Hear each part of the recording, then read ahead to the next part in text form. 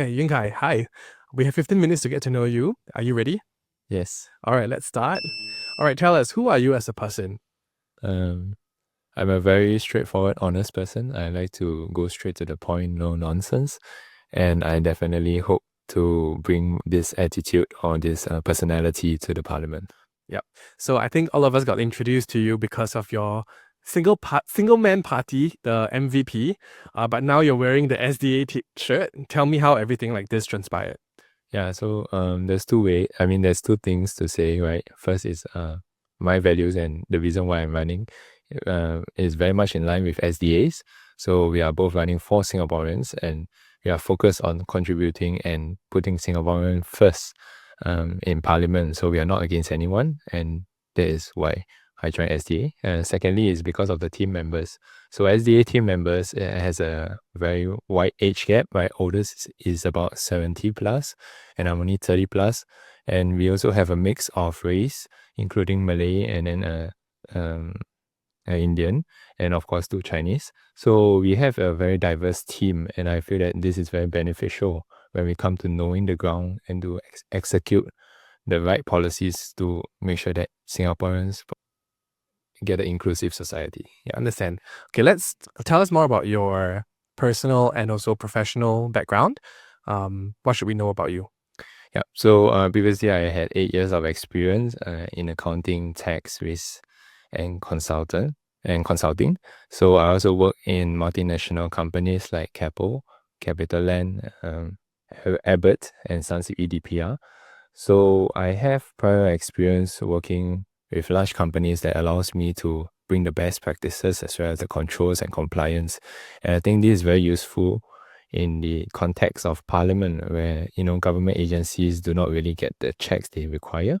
And I think this is a value that I can bring forth. Yeah. All right. And in terms of your individual self, what personality traits or, qualities do you have that makes you feel like you can be a good MP? Yeah, so first thing I always look for solutions that is long term. I don't look at short term solutions. So when I say long term, it means that this solution should be sustainable in the long term and is continuously providing for Singaporeans and not just focus on the current generation. And definitely, I also know the concerns of Singaporeans, and I think that the immediate needs, if required, uh, I'm also willing to take the step forth, to tap on the reserves that we have if there is a major crisis or anything, right? So I think these are traits that I can bring to the parliament. Yeah. Okay. What are some issues that you will bring up in Parliament or focus on in Parliament? Yeah, so being in the sandwich generation, we have a lot of concerns in terms of our job security.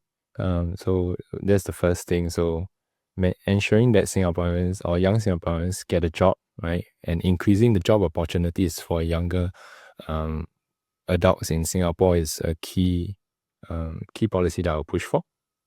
And then, of course, secondly, is to improve the wages that we earn so that the younger generation can also continue to keep up with the cost of living. And yeah. All right. What are some values or beliefs that you have that you hold close to you? So I always believe in operating with integrity, right? Not to and always to respect others, regardless of what they say or do, right? I always believe that despite being competitors, right, we should always respect the person that's opposite, and that is also true. And that's also one of the reasons why I joined politics, right? Is because of the disrespect incident with Mr. Lorman Wan and Mr. Tan Si Ling.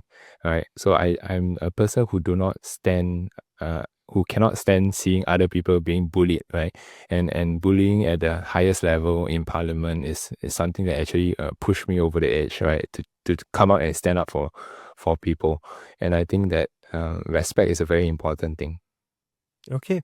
And if you enter Parliament, who will you want to represent, or what sectors or communities are you hoping to represent? So I believe I hope to represent the younger generations. So that also includes pushing for better work conditions, work-life balance, more support for younger families. So, for example, like work from home or a bit more of hybrid arrangement, and of course to provide the younger families with more support. But also I would say that the other generations will also be represented through my policies, right? So it affects the whole generation, where I feel that if the younger families have more time, the grandparents can be looking forward to, having grandchildren and stuff. Yeah. And tell me about the kind of Singapore you're hoping to build. So I always hope to build a very inclusive Singapore, a Singapore that actually Singaporeans want to stay, right? I've seen a lot of peers, just thinking that Singapore is just not for them, it's too expensive, and they just go out. But the reason why I step forth this general election is because I want to make sure that the future Singapore is something that is livable, right? It's a nice space and environment where Singaporeans can say, I'm going to retire here, I'm going to live here for the rest of my life, and I don't need to feel pressured, right, and worried about my future and retirement and stuff. Yeah. Got it. Let's talk about the GE. It has started, we're in the middle of it. How has the entire experience been for you so far? It's your first time. Yeah, I mean, the entire experience has been very exciting. I'm actually a very introverted person, so going out and reaching out it took some time, but I think the drive or the passion to make sure Singapore gets better and to make sure the future generations are not suffering from our current actions is what pushed me to come forward, right?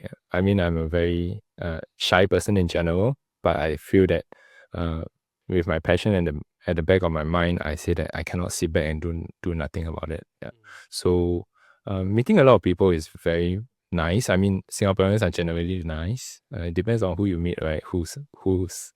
Which supporters you meet. But in general, I think they are able to see my sincerity at my age, and then they are quite welcoming for younger generations to enter politics. Right. So, I mean, when you first started, you came up with the MVP. So why start that instead of already immediately joining a party, for example?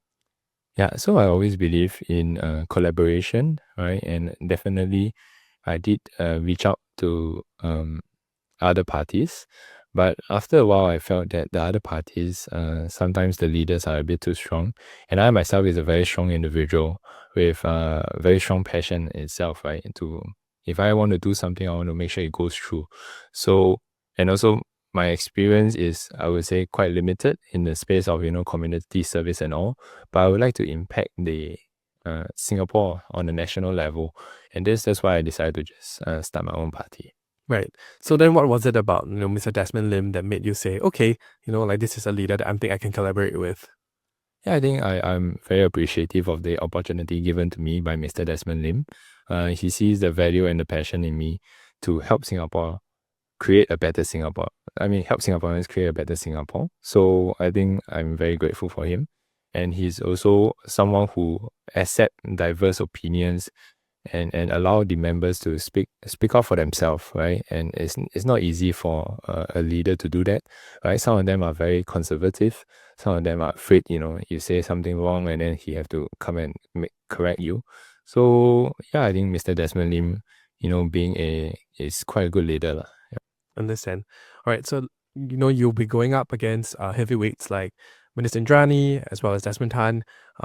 What is the strategy that you're employing, if you're able to share with us? Yeah, so I think the strategy is generally our party is very focused on private sector. What we can offer is a very efficient and effective way of implementing policies.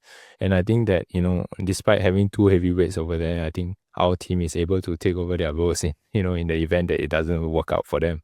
And then of course we are not afraid to embrace challenge. That's what I would say. And if you look at the other side, right, no matter how smart or how good you are, at the end of the day, if the party has a very strict set of values or the party whip, right, that's what we call it, they can't really implement the policies effectively. Yeah, so that's why the opposition is a better choice. Got it. All right. So you've been, on the ground, you've been meeting people. What is the general sentiment to, your team? And the general sentiment to my team, they acknowledge that we do walk the ground after general elections, and they are quite welcoming to our team. I think, with the increased cost of living and of course the urgency and the needs of people realizing that their money is getting more, less valuable, they would like to see changes, right? And then of course, we also explain. 5 minutes. Okay. So we also like to explain to them that, we bring experience in managing town council, so there's nothing much for them to worry about. And they know where we are coming from, right? They know what we fight for. We are not there to oppose people. We are there to actually just make sure that the policies put Singaporeans first. And so they are quite receptive for our party. Okay. So, I mean, in the conversation I had with Mr. Desmond Lim, go and listen on Spotify, he talked about how he has had experience running a town council. So I think that's what the value that he brings to the team, right? So what would you say is the value that you bring to the team? Yeah, the value that I bring to the team would definitely to be very outspoken, very direct in my communications, to help fight for people who is not courageous enough to stand up, right? To understand their concerns and to put forth during my time as a MP if I get elected. And yeah, that's what people can look forward to. All right. So I guess, throughout this experience, you've met so many different people. Has there been an incident or experience that has left a lasting impression on you? Yeah, there's a lot of people that reach out to me, show my support, during my time at MVP or during my life, at least in the evening, which is happening every day. They reach out to me and tell me that I have a lasting impact, right? And keep doing what I'm doing. The courage that I showed has actually inspired quite a few people, and I'm very appreciative of all those words of support. Yeah. So that's also obviously when you put yourself in the public eye, like naysayers or people who, just dismiss you just because you were at one point a one-man party or a newcomer. How are you taking it all in? Detractors is something that is expected. So I wouldn't say I'm too affected by them, right?